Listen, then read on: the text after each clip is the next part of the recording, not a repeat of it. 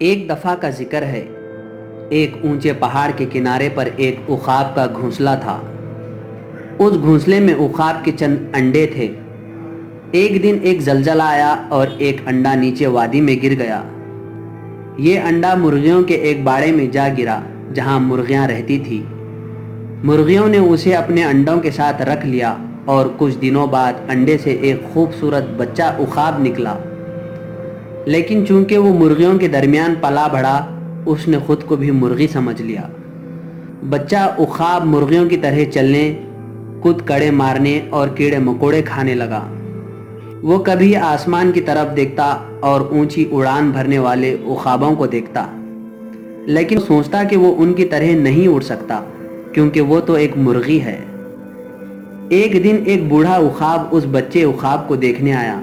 اس نے دیکھا کہ بچہ عقاب زمین پر مرغیوں کی طرح چل رہا ہے اور کیڑے مکوڑے تلاش کر رہا ہے۔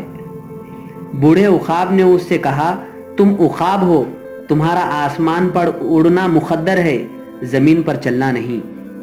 بچہ عقاب نے جواب دیا، میں عقاب نہیں ہوں، میں تو مرغی ہوں۔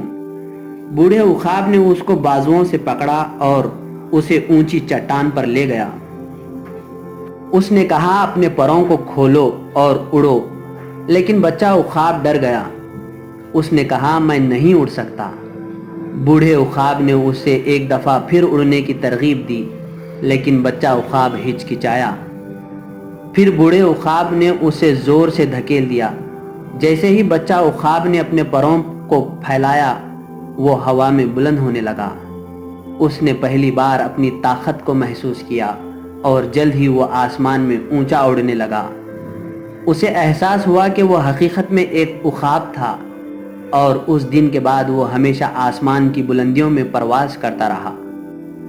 یہ تھی عقاب کی سبق آموز کہانی۔